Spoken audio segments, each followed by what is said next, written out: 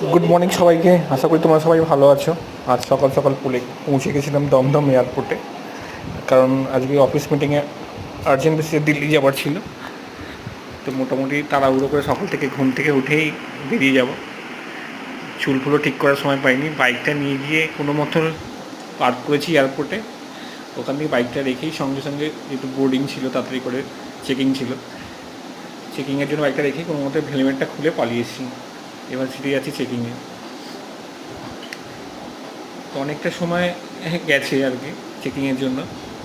Checking করার পর এবার যাচ্ছি বোর্ডিংয়ে।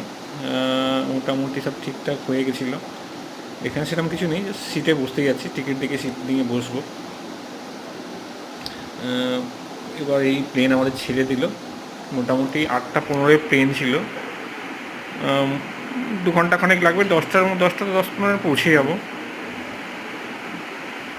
আর পুরো মেঘলা ওয়েদার ছিল। উপরটা উঠতে তখন মনে হলো যেন মেঘটা নিচেই আছি, আমরা মেঘের উপরে আছি।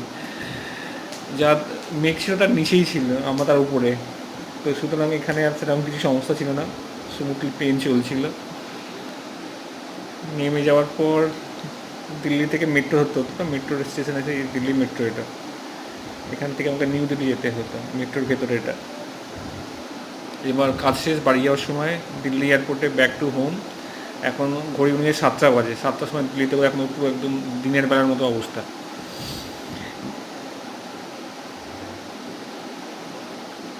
দিল্লির ভেতরের এয়ারপোর্ট এটা, টার্মিনাল 1D। টার্মিনাল 2-3 থেকে এটা ডিস্টেন্স প্রায় 15 কিলোমিটার মতো। ভেতরে দারুণ এয়ারপোর্ট, টার্মিনালটা নতুন হয়েছে, সুন্দর করেছে এটা দেখতে, খুব দারুণ, মানে ডেকোরেশনটা দারুণ লাগছিল। আমি বসে আছি এর জন্য, 9টা 15 ফ্লাইট ছিল। এই সিটে চলে গেলাম কলকাতার জন্য। কলকাতায় রওনা দিলাম। এবার 2 ঘন্টা পুরো ঘুমিয়ে পড়বো, একদম কলকাতায় গিয়ে উঠবো, আর কোনো সিন নেই। থ্যাংক ইউ সবাইকে, নমস্কার, ভালো থাকবেন, গুড নাইট।